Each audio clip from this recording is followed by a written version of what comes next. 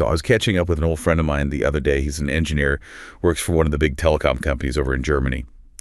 And he was complaining, right? But not about the usual stuff like hours or pay.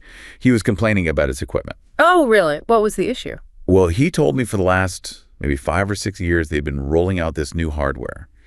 And he said it was, I think his words were, an absolute dream, faster, much more reliable, and get this, about half the price of the old suppliers they used. Half the price, wow. That makes a difference. Yeah, he said it's basically what made their whole 5G rollout actually affordable for them. But then, just last week, he gets this internal memo. The company has to start planning, seriously planning, to rip all of it out. Rip it out. But why, if it's working well? Exactly what I asked. I said, why? Is it failing? Did you find some major security flaw? A bug? And he just sort of shook his head and gave this really tired, cynical laugh. Uh-oh. He said, no, it works perfectly. It's not failing. He paused and then just said, it's Huawei. It's just from the wrong country now. There it is. Yeah.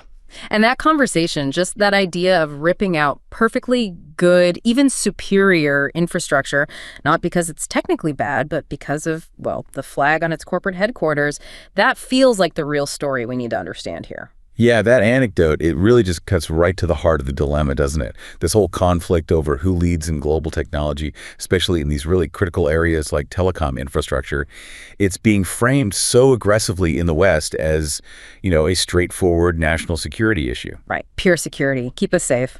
But, like your friend's situation shows, when you're forcing potentially an entire country to go through this incredibly disruptive, really costly, resource-heavy rip and replace of equipment that, by all accounts, operationally is maybe even better. You just have to dig a bit deeper, don't you? You absolutely do.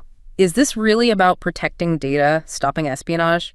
Or is it maybe, just maybe, a calculated strategic fight for market dominance that's just wearing a convenient geopolitical mask?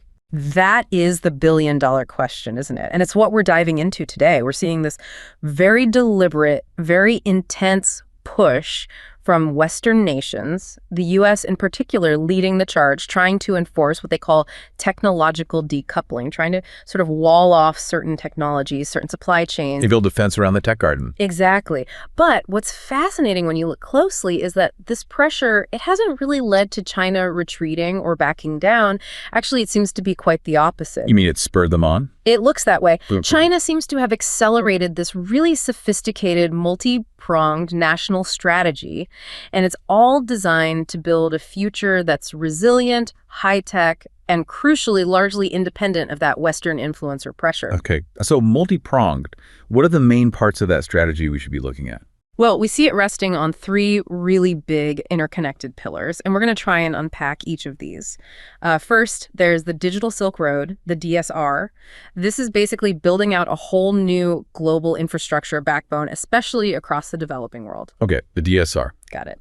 Second, there's this huge strategic push for, let's call it, deep technological competence and self-sufficiency. That's happening under the banner of Made in China 2025, or MIC 2025. And there's a massive focus there on foundational tech, especially semiconductors. Right, controlling the core technologies. Makes sense. And third, there's this massive economic restructuring framework they call dual circulation. It's a big picture strategy, really designed to insulate their entire national economy from those external pressure points like sanctions or trade wars. DSR, MIC 2025, dual circulation. Okay. So our goal here really is to try and cut through some of that geopolitical noise, right, and give you a clearer, hopefully more comprehensive view of this global technological split that's happening. Exactly. We want to look at the tangible successes, the deeper strategic moves, and also the accelerating tech advancements that are, in effect, mitigating or sometimes even just completely sidestepping these Western efforts to decouple. So where should we start? The Digital Silk Road feels like the biggest, most visible piece on the global stage. I agree. Let's start there. The DSR is genuinely like a new engine for global connectivity. Okay, so the Digital Silk Road, or DSR, what exactly are we talking about here? Is it just cables? No, it's much, much broader than just laying fiber optic cables, although that's part of it. Think of the DSR as The modern digital dimension of China's much bigger global strategy, the Belt and Road Initiative, the BRI, it was formally launched back in 2015. Right, the BRI we hear a lot about. Yeah, and the DSR is a critical piece of that. It's really about constructing the entire digital ecosystem that modern nations need to run. So yes, high-speed telecom networks, but also foundational stuff like cloud computing infrastructure, AI capabilities, big e-commerce platforms, mobile payment systems that are becoming ubiquitous. And even smart city technology. Exactly. Managing everything from traffic flows to utility grids. It's the whole digital shebang, really. And why is it finding such traction globally? Why are so many countries signing up? Well, a huge part of its appeal is that the DSR is stepping into this absolutely massive, previously largely unaddressed gap in the global market.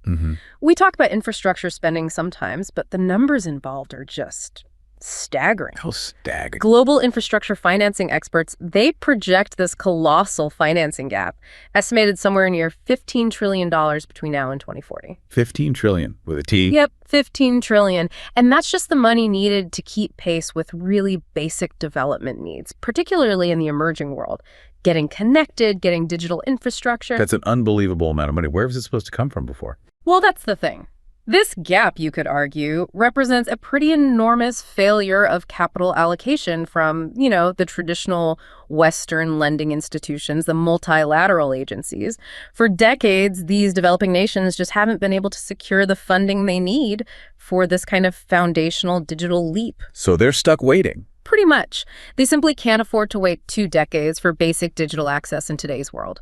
So the DSR investments, they step right into this critical void, often immediately and frequently, on terms that are just far more appealing than what's been offered historically. Easier financing, maybe faster deployment. Often, yes. And this injection of capital, it's not just lines on a map. It's sparking real, measurable economic and societal growth in these partner nations, which understandably makes it an incredibly attractive proposition for their governments. And how widespread is it now? Do we know how many countries are involved? The official count is that China has signed formal DSR cooperation agreements or provided direct investment for digital projects in at least 16 countries. But the practical reach is actually much wider than that. Wider. Estimates suggest that maybe up to 1/3 of all the 138 countries participating in the broader Belt and Road Initiative are involved in significant digital projects under the DSR umbrella. It's quickly becoming a kind of de facto standard for digital development in many parts of the world. 1/3 of the BRI countries. That's a huge footprint already. It really is. And if you zoom in on specific regions, the financial dominance is just undeniable. Take Africa, for example. Our analysis shows that China now provides more financing for ICT, that's information and communications technology in Africa, than all the multilateral agencies and the leading Western democracies combined. More than everyone else put together. Across the entire continent, yes. Yeah. That level of financial commitment, it fundamentally changes the game. It changes who sets the technical standards, who supplies the equipment, who builds the networks. And is this serious money or just seed funding? Oh, it's substantial, committed capital. We're seeing estimates that China has already spent something like $79 billion on DSR-related projects globally. $79 billion, wow. And given the pace it's been accelerating at and how strategically important the DSR is for China's own long-term economic plans, or, connecting its internal market with these external ones, we should probably expect that number to grow substantially through the rest of the 2020s and likely beyond. They seem really committed to building the infrastructure that defines the modern connected economy in these developing markets. #2, Huawei's dominance and market appeal. Okay, so China is providing the funding and the vision through the DSR. But who's actually building this stuff? Where does a company like Huawei fit in? Well, Huawei is absolutely central to the DSR's operational success. You could almost think of them as the primary technological execution arm for the DSR vision. And their commercial success, it directly underpins the whole project's viability. Even with all the political heat they faced from the West. Bans, restrictions. Exactly. Despite that intense political pressure and all those targeted restrictions, their performance in the global market, particularly outside the core Western bloc, remains remarkably robust. Do we have numbers on that? How big are they, really? Yeah, the numbers really do confirm their strength, both technologically and commercially. If you look back to, say, the third quarter of 2018, even then, before some of the heaviest restrictions hit, Huawei had already captured about 29% of the global telecom equipment market. 29%. That's significant. It is. And what's maybe even more telling is how they got there. They managed to increase their market share by about 8 percentage points in just the 5 years leading up to that, from 2013 to 2018. Remember, that was during a period when they were already facing huge challenges and pushback in the US, Australia, and parts of Europe. So they were growing despite the headwinds. Aggressively. And just to put that 29% share in context, it made Huawei nearly as large as its next two major competitors. That's Sweden's Ericsson, who were around 13%, and Finland's Nokia at about 17% combined. Wow. So almost as big as number 2 and number 3 put together. Pretty much. So this isn't just, a minor market leader we're talking about. This is a company that has fundamentally reshaped the entire competitive landscape for global telecom gear. Okay, so how did they pull that off? How did they achieve that kind of dominance, especially against established players like Ericsson and Nokia? Is it just state backing? State backing and financing options are definitely part of the picture, especially through the DSR framework. But it's really a more multifaceted value proposition than just that. Like what? Well, for one, Huawei is known for investing extremely heavily in research and development. Often, they reinvest a higher percentage of their revenue back into R&D than many of their Western peers. So the tech is actually good. By all accounts, yes. That R&D investment leads to reliable, often cutting-edge equipment. Remember your engineer friend. An absolute dream. Right. Good point. And then, critically, there's the commercial advantage, the price. Analysts consistently estimate that Huawei's equipment costs are often, and this is a significant phrase, tens of percents less than the competition. Tens of percents. So maybe 20%, 30%, 40% cheaper. Exactly. That kind of massive cost differential, especially when you combine it with those attractive financing packages that are often backed directly by China's state-owned development banks. Well, for a developing nation trying to build out its infrastructure, the choice isn't just between vendor A and vendor B. It's the choice between building now or waiting years. Precisely. It's often the choice between deploying a 5G network now or maybe having to wait another 5 years until they can afford the more expensive Western alternatives. That's a powerful incentive. You mentioned Africa earlier is a place where China's financing is dominant. Is Huawei also dominant there? Absolutely. Africa is probably the most powerful and certainly the most cited case study of Huawei's market dominance through this model.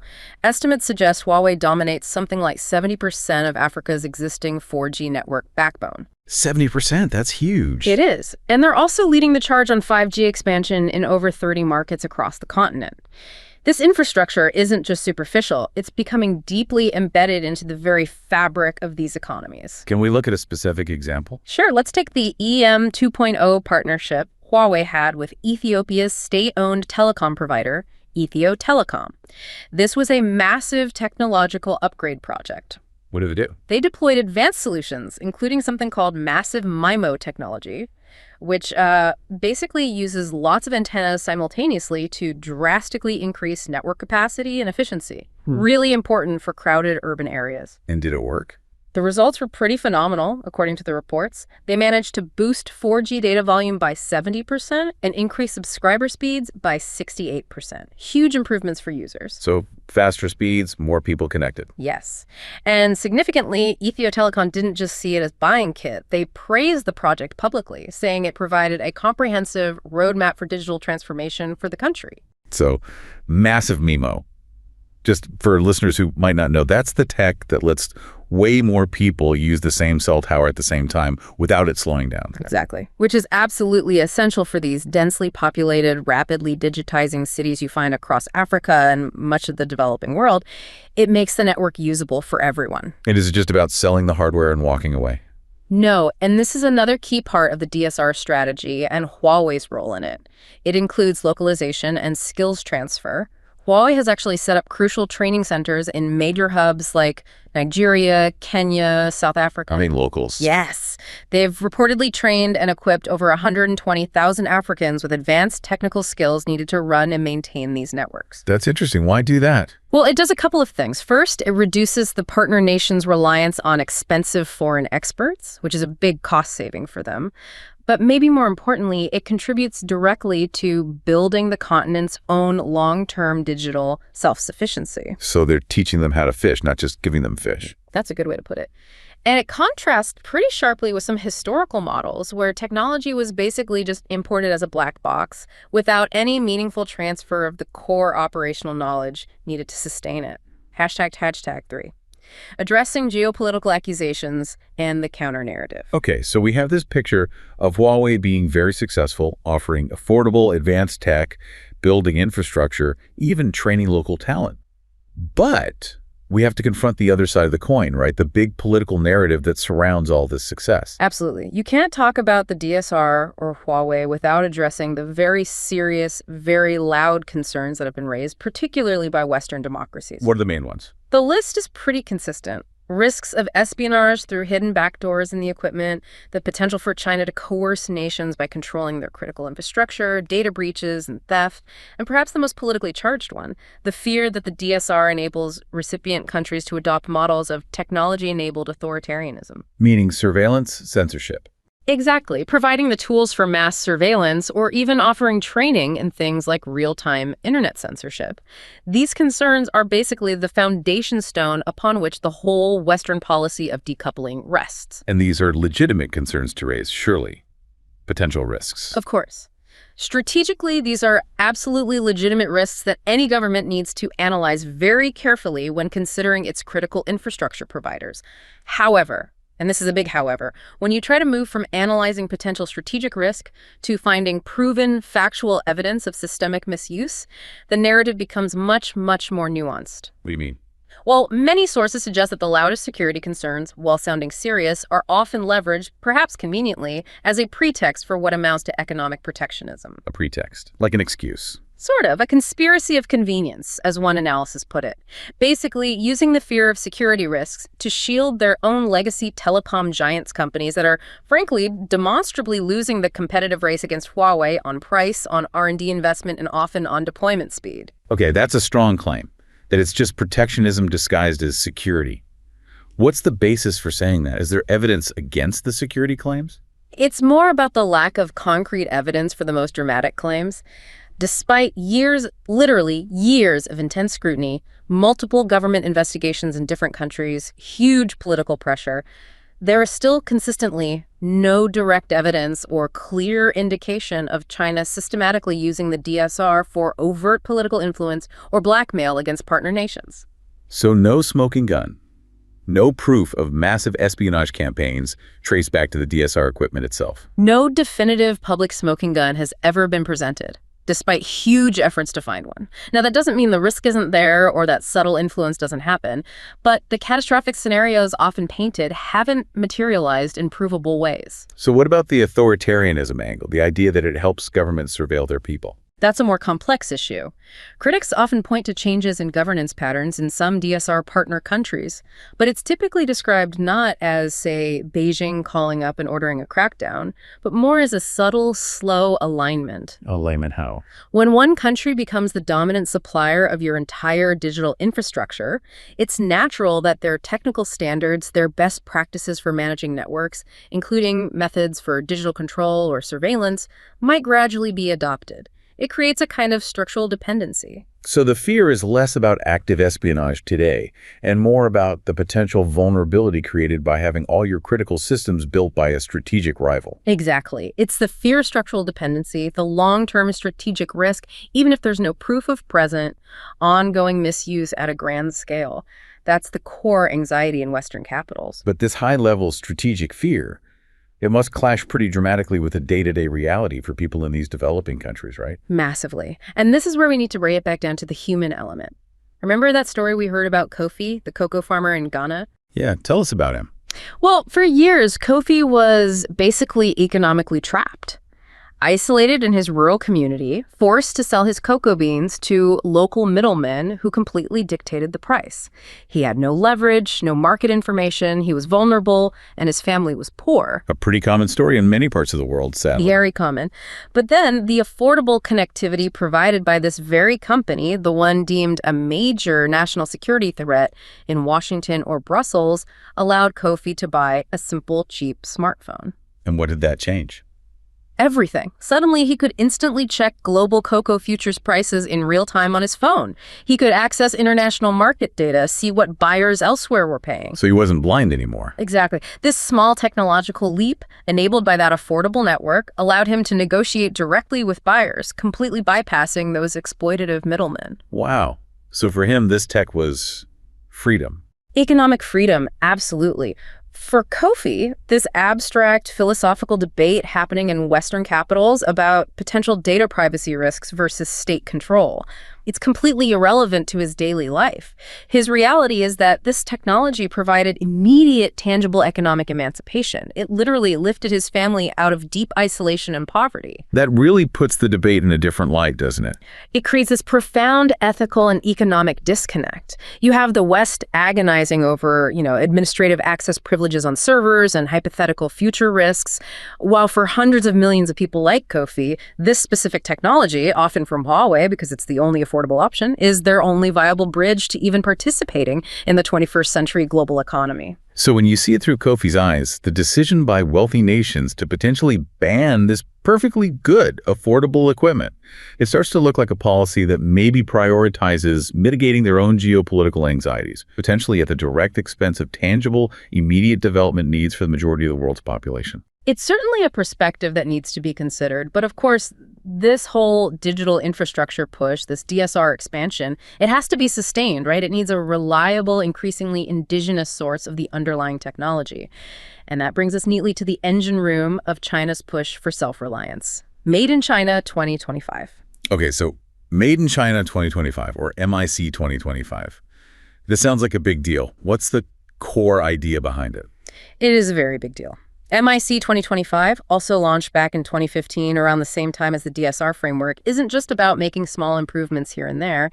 It's really a national strategic mandate aimed at fundamentally restructuring the entire Chinese industrial economy. Restructuring how? What's the goal? The aim is crystal clear. China wants to move permanently away from its old image as the low-cost world's factory, churning out cheap, low-margin goods. The goal is to become a technology-intensive powerhouse that dominates high-value global industries. Okay, so moving up the value chain, basically. Which industries are they targeting? MIC 2025 specifically focuses national resources and policy support on 10 key strategic industries. These include really foundational sectors for the future economy, things like artificial intelligence, advanced robotics, new energy vehicles, EVs, biotech, high-end medical equipment. And I'm guessing information technology and semiconductors are high on that list. Absolutely critical. They are explicitly named as core focus areas. Semiconductors in particular are seen as the bedrock for achieving technological sovereignty. And how are they trying to achieve this shift? Is it just hoping companies innovate? Oh no, it's far more directed than that. This shift is backed by incredibly aggressive, centrally directed funding mechanisms. This operates way beyond the scale of traditional private venture capital you see in the West. Like what kind of funding? Well, we're talking about comprehensive funding measures. The most recent example is the launch of Phase 3 of the National Integrated Circuit Industry Investment Fund, often called the Big Fund. Phase 3. How big is this fund? This latest phase alone has something like $47.5 billion allocated purely to accelerate domestic semiconductor development and manufacturing. 37. Almost 50 billion. Just for chips. Just for chips. And it's crucial to understand the nature of this funding. It's not just free money. It acts as strategic, very patient capital. It's specifically designed to absorb the massive R&D costs, the high capital expenditure for factories, and importantly, the high failure rates that are just inherent in cutting-edge semiconductor fabrication. So it's risk capital the private market might shy away from. Exactly. This fund isn't just, handing out cash randomly. It's strategically directing investments into very specific areas, particular types of chips, specific steps in the manufacturing process, and nurturing specific indigenous equipment manufacturers that they need to scale up rapidly if they want to reach global parity. What were the original goals? Did they set targets? Yes, the initial goals were very ambitious. One of the headline targets was increasing the domestic content of core materials and components, not just the final assembled product, but the bits inside to 70% by the year 2025. 70% domestic content across these key industries. Yeah. It's huge. Hugely ambitious. The ultimate aim is achieving technological sovereignty. The thinking is, if you control your own supply of the core components, the essential materials, you simply cannot be held hostage or squeezed by geopolitical rivals through things like sanctions or export controls. And does that extend to the machines that make the chips too? Absolutely critical. The push for self-sufficiency in semiconductor equipment, the lithography machines, the etchers, the deposition tools, is equally vital to the strategy. Recent source material projects that China's self-sufficiency in chip-making equipment is expected to reach maybe 50% by 2025. 50%. What was it before? Well, estimates suggest it was down around only 13.6% reliance on their own homegrown tools as recently as early 2024.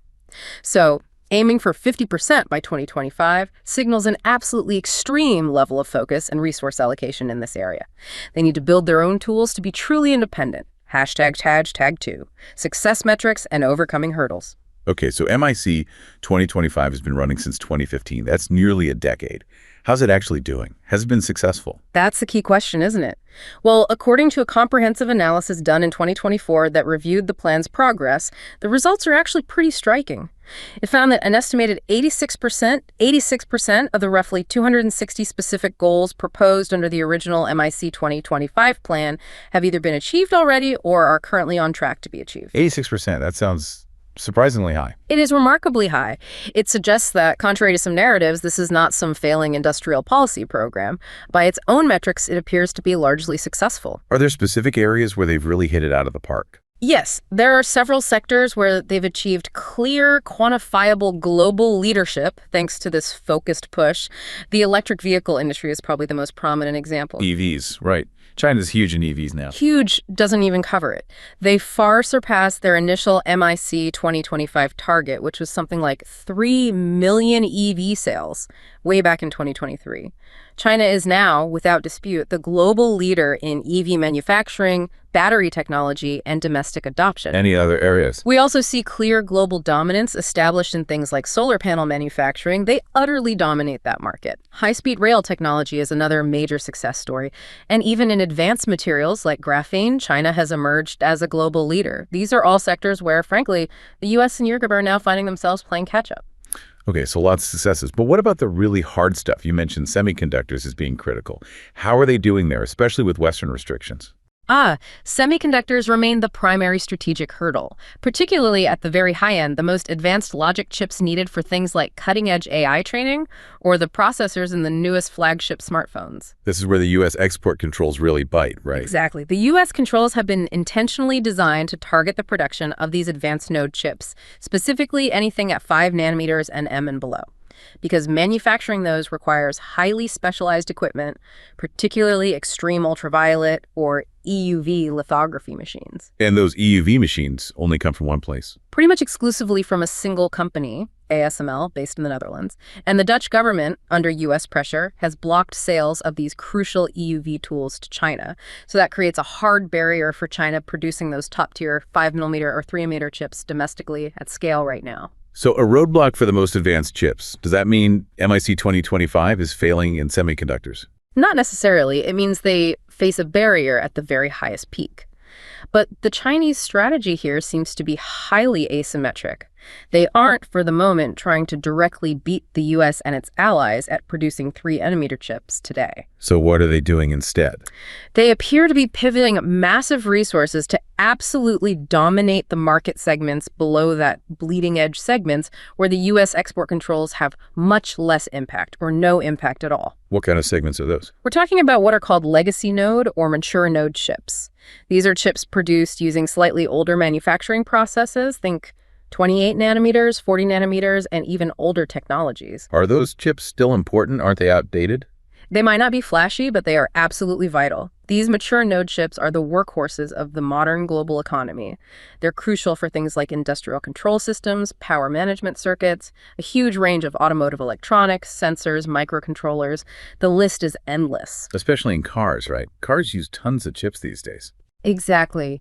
The booming automotive sector, particularly with EVs requiring even more electronic components, relies heavily on a reliable, high-volume supply of chips, often made at these 28mm or 40nm nodes.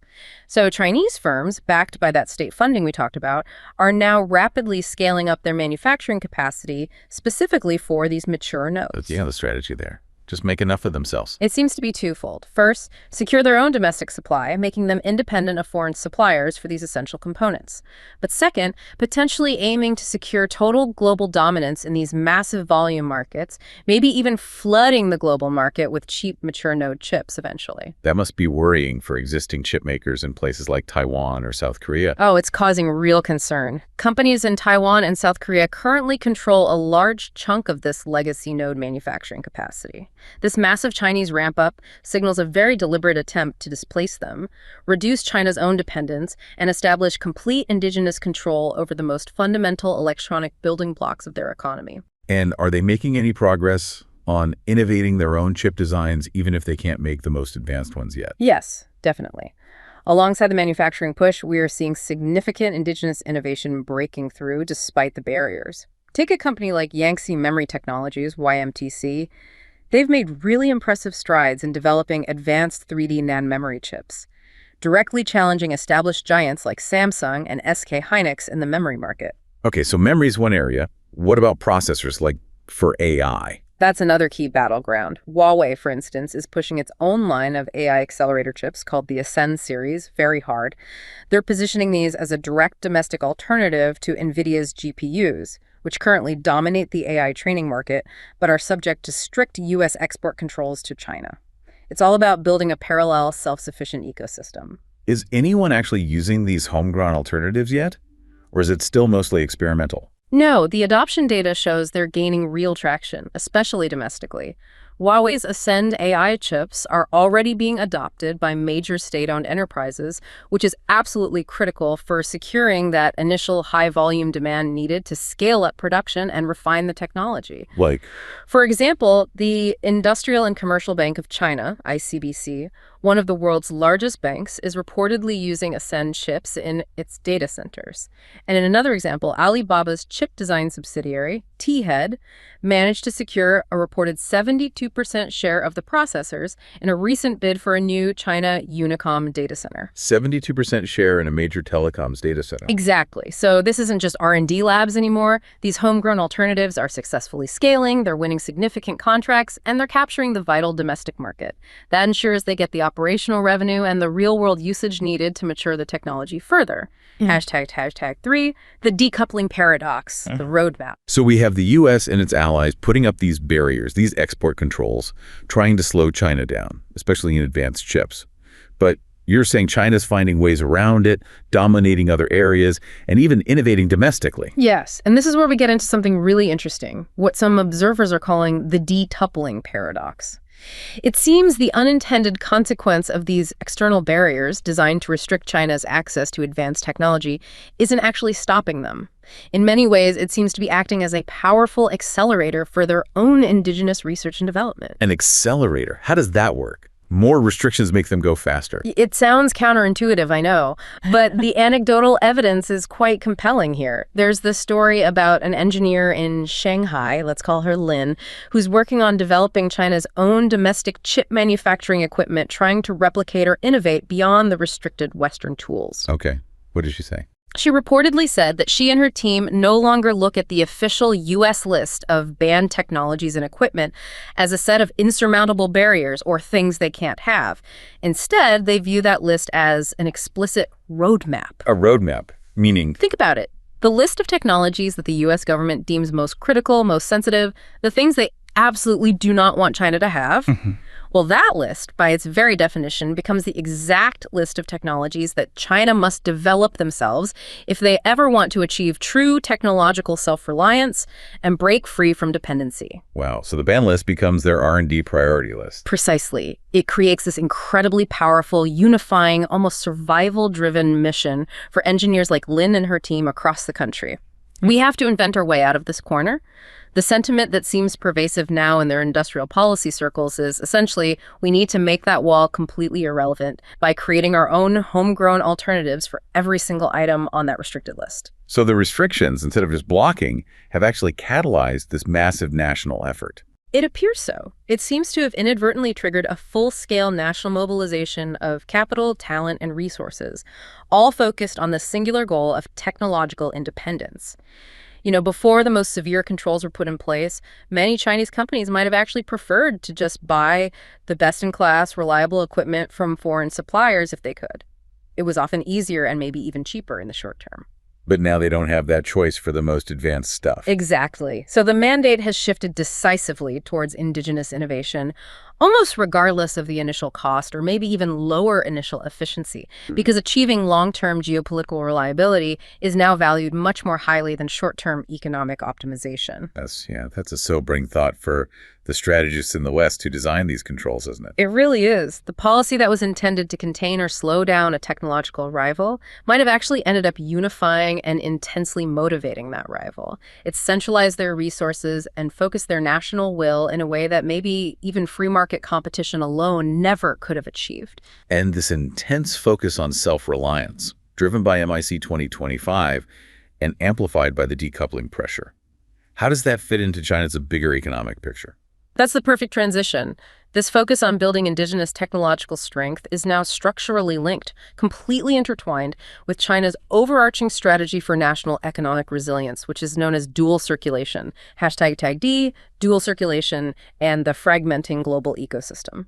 Okay, so moving up from the sort of tactical industrial policy of MIC 2025, we get to this bigger macroeconomic strategy, dual circulation. What's the core idea here? Right. Dual circulation is essentially China's grand strategic answer to all these growing external pressures we've been talking about, the trade tensions, the tech restrictions, the general geopolitical fragmentation of the world.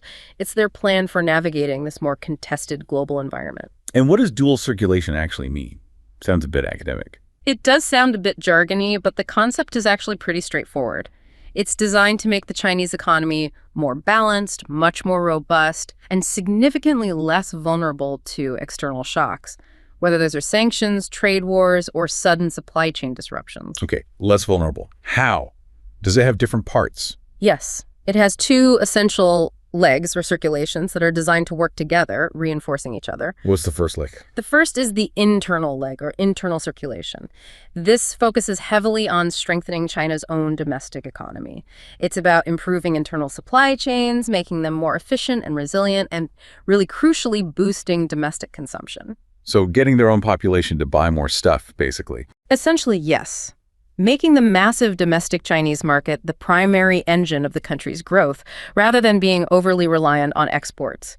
This involves policies aimed at increasing household incomes, improving social safety nets so people feel secure enough to spend, and also ensuring that those high-tech Chinese goods we talked about, like the Ascend AI chips or the homegrown EVs developed under MIC 2025, are rapidly adopted by Chinese consumers and state-owned enterprises first.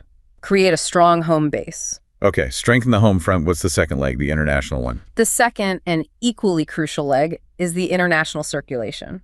This part focuses on strategically reshaping China's engagement with the rest of the world. It's about diversifying international trade and investment away from that heavy historical dependence on markets in the US and Europe. Diversifying to where? Primarily towards deepening economic relationships with partners under the Belt and Road Initiative. It also involves things like pushing for trade to be settled in local currencies, like the yuan, instead of the US dollar, and actively securing more resilient, diversified supply chains for key imported resources, like energy and raw materials. So relying less on the West and more on the BRI countries and other partners. Exactly. And we can see this international leg making really incredible, quite measurable progress already in reducing China's potential vulnerability to Western political or economic pressure. They are systematically, deliberately building up an alternative, non-Western-centric economic ecosystem, and the BRI countries are the anchor for that. How can we see that? Are the trade numbers changing? Dramatically, the trade volume between China and the Belt and Road Initiative countries has grown significantly year after year. By 2021, it had already reached RMB 11.6 trillion.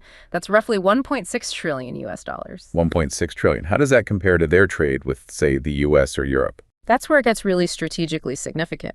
That $1.6 trillion in trade with BRI countries now significantly exceeds China's trade volume with the entire European Union, which stood at around $695 billion that year. And it far, far surpasses their trade with the United States, which was about $657 billion in the same period. Wait, let me get that straight. China's trade with the BRI countries is now bigger than its trade with the EU and the US combined. Based on those 2021 figures, yes. Yeah. Substantially bigger. That feels like a seismic shift. It absolutely is. It means China's most important trade relationship, volumetrically, is no longer with the traditional Western bloc. It is now with this vast network of partners stretching across Asia, Africa, Latin America, and parts of Eastern Europe. And what does that mean politically? It gives Beijing crucial maneuvering room. If they face future sanctions or trade restrictions imposed by, say, the US or the EU, the impact is lessened because they have successfully diversified their commercial risk. Their economic center of gravity has shifted. And does this diversification also apply to getting the raw materials they need? Things like oil, minerals. Yes, that's another critical part of the resilient strategy under dual circulation. We see intense efforts to diversify their sources for key imported inputs. For example, securing more long-term contracts for oil and gas from allied countries like Russia. And minerals. Definitely. Significantly stepping up investments in things like iron ore and bauxite acquisition projects in African countries like Guinea, Cameroon, and Ghana. This looks like a direct strategic response aimed at lessening their dependence on suppliers who might be seen as politically sensitive or potentially unreliable in a future conflict, like Australia, which has historically been a major supplier of iron ore to China. So it's about engineering economic resilience right down to the raw material level. Precisely. Building an economy that can withstand external pressure from multiple angles. Okay, so China is executing this multi-pronged strategy, DSR, MIC 2025. Dual circulation, building resilience, driving indigenous tech, diversifying trade. How is the West actually responding to this accelerating Chinese strategy on the ground? Well, the Western response, primarily the efforts towards decoupling that we touched on earlier, seems to be becoming increasingly interventionist.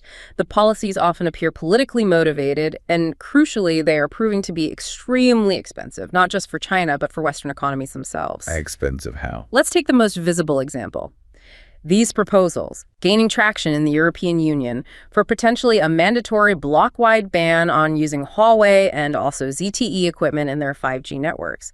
This would force a massive rip-and-replace operation across many member states. Ripping out gear that's already installed, like my engineer friend in Germany was talking about. Exactly that. This political directive targets existing networks that are often performing perfectly well, or even, as your friend suggested, outperforming older alternatives. What's the argument against doing that, other than the hassle? Well, critics argue pretty forcefully that this kind of policy often looks like pure political theater, driven by security fears that, as we discussed, lack concrete proof of widespread malfeasance. Forcing telecom companies to spend literally billions of euros or dollars swapping out perfectly functional, often superior and cheaper infrastructure. Means they have to buy the more expensive stuff from Nokia or Ericsson. Essentially, yes. They have to replace it with alternatives that are often significantly more expensive. This inevitably leads to higher operating costs for the telcos. And who pays for that in the end? Ultimately, those costs get passed directly down to consumers, to you and me, in the form of higher monthly phone bills. And it also often means a slower or delayed rollout of next-generation 5G services because the telcos are spending their capital on replacing old gear instead of building new coverage. So the West is basically choosing to be slower and more expensive. That's how critics frame it. Sacrificing economic efficiency and potentially faster technological deployment based on a geopolitical mandate. A mandate that, they argue, isn't consistently backed by proven specific security failures of the equipment being banned. This kind of interventionism, it must also create some awkwardness for Western countries that have always championed free markets. Right, absolutely. It creates a major potential crisis of principle. Critics are quick to point out the perceived hypocrisy. You have Western nations, historically the biggest champions of free market competition and level playing fields. Now using government power to pick winners and losers. Precisely. Using these broad, sweeping national security laws almost as industrial policy tools, effectively blocking commercially successful rival companies based almost entirely on their country of origin, not necessarily on proven bad behavior. Can you give an example of that? A prime example often cited is what happened in the Netherlands a while back. The Dutch government invoked its national security laws to block Nexperia, which is a company ultimately owned by a Chinese entity, from acquiring a much smaller Dutch semiconductor firm. Was it a military company they were trying to buy? No, not at all. It was a purely commercial transaction in the civilian semiconductor space. But the capital itself, the ownership, was deemed inherently toxic or risky simply because of its parent company's nationality. That sounds like a big shift from how things used to work. It is. This kind of action is being widely referred to now by some analysts as a form of soft nationalization of industrial policy. You have governments using mechanisms like CFI-US, the Committee on Foreign Investment in the United States, or these expanded foreign direct investment screening processes that have popped up all over Europe. Reaching right into private business deals. Yes. Reaching directly into private corporate decision-making. They're effectively using security justifications to mandate specific industrial outcomes, essentially declaring that capital or technology originating from certain regions is inherently a threat, almost regardless of the specific commercial merits or security protocols involved in a particular deal. That feels like a fundamental departure from decades of, laissez-faire, non-interference principles that supposedly underpinned Western capitalism. It's certainly being debated that way. It suggests a world where geopolitics increasingly trumps pure market logic, even within the Western bloc itself. #3, the business dilemma in the West. So these geopolitical decisions, the bans, the investment screenings, they have big consequences. But where is the real, maybe hidden cost of this fracturing global system actually being felt most acutely? That's a great question. I think the real painful cost isn't always visible in the grand policy debates in Washington or Brussels. It's felt much more sharply in the trenches, in the boardrooms and R&D labs of established Western companies who are trying to compete globally. Like your auto supply manager friend in Germany, Klaus. Exactly. Think back to the anecdote we heard about Klaus, the manager at a German auto parts supplier based in Stuttgart. He represents this dilemma perfectly. What was his situation again? Klaus finds himself caught in this absolutely impossible bind. On one hand, his political leaders, the government, are urging his company and German industry generally to de-risk, to reduce their reliance on China, sever supply chain links, citing long-term strategic security concerns. Okay, that's the political pressure. What's the other side? The other side is the cold, hard, technical, and commercial reality that Klaus deals with every day. He knows that the absolute cutting edge of the automotive industry, particularly for the next generation of sophisticated smart car technology, has decisively shifted. Shifted where? To China. He sees that the advanced vehicle operating systems, the really sophisticated battery management systems needed for high-performance EVs, the development and implementation of Level 3 and even Level 4 autonomous driving standards, all of that innovation is now being driven incredibly fast by hyper-innovative Chinese clients, the big Chinese EV makers and tech companies operating within their massive, intensely competitive domestic market. So the innovation engine for cars is now in China. In many critical areas, particularly around electrification and digitalization, yes. That's where the scale is, that's where the fiercest competition is, and that's where the development cycles are shortest. So when Klaus looks at the alternative technologies being offered by suppliers from, say, Europe or the US, promoted under this new alliance of democracies banner, What does he find? the reality is often pretty stark. The comparable Western technology might be significantly more expensive. Or it might be lagging, maybe 2 or 3 years behind in development compared to what his Chinese counterparts are already deploying. Or sometimes the Western alternative simply isn't mature enough yet for mass production scale. The sheer speed of innovation coming out of places like Shenzhen and Shanghai, specifically in automotive electronics and software, is just incredibly difficult to match right now. So Klaus is stuck between a rock and a hard place. Follow the politics or follow the tech. Exactly. And his core fear, the fear for his company's long-term survival, is profound and almost existential. He worries that by strictly following the political directive to severely decouple from China, he risks locking his company out of the future of the entire auto industry. Locking them out how? By tethering his company's fate, its product development roadmap, to a Western tech ecosystem that is, in his view, demonstrably growing slower in these key areas. Right. And in critical high-growth segments like EV battery systems or integrated digital cockpit design, an ecosystem that might actually be falling behind the curve being set in China. That's a scary position for a business leader to be in. It's terrifying. And this quiet internal struggle, this constant calculation happening inside companies like Klaus's, balancing political compliance against technological relevance and competitiveness that represents the true, often hidden, systemic cost of creating this deliberately fractured global technological sphere. So for managers like Klaus, the risk isn't just geopolitical, it's commercial oblivion. For many, yes. The risk of falling into technological irrelevance, of becoming uncompetitive because you've cut yourself off from the leading edge of innovation, might actually far outweigh the perceived political risks of continued, albeit cautious, engagement with the Chinese market and its innovators.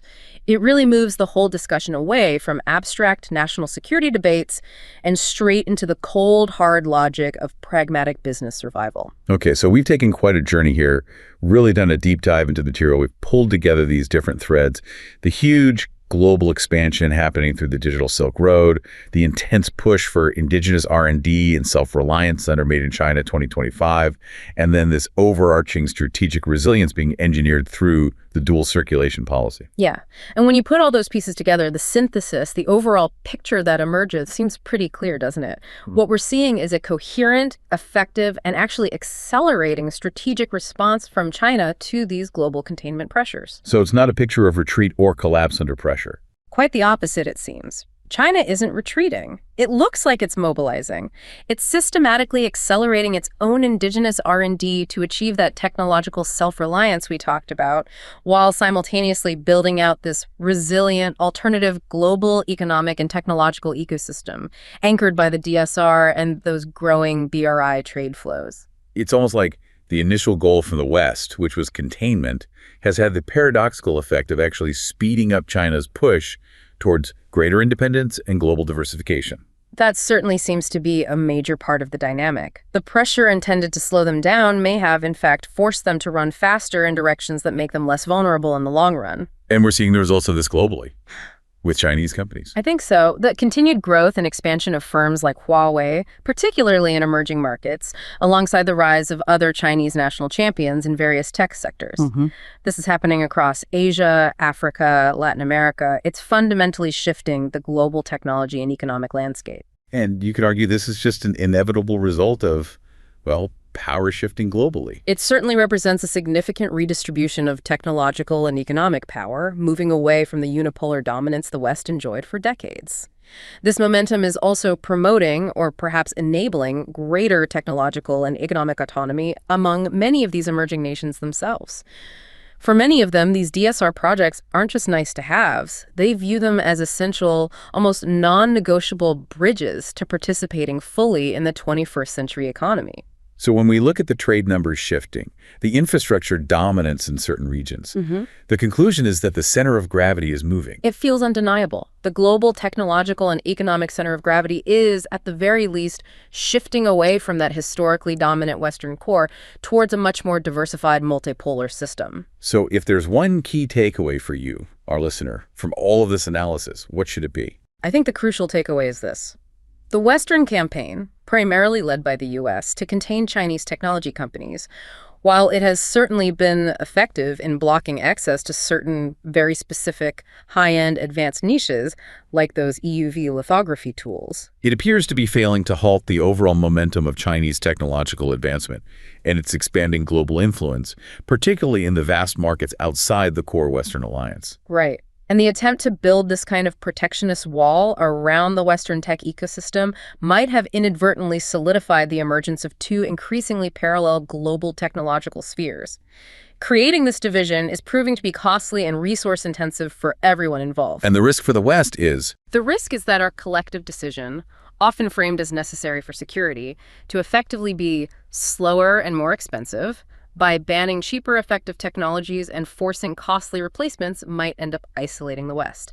Isolating us from the very global growth, the innovation hotspots, and the rapidly expanding markets, particularly in the developing world, that we actually seek to influence and remain competitive in. So the world seems to be evolving, whether we like it or not, towards a more diversified, maybe more balanced, perhaps eventually more equitable, new technological world order.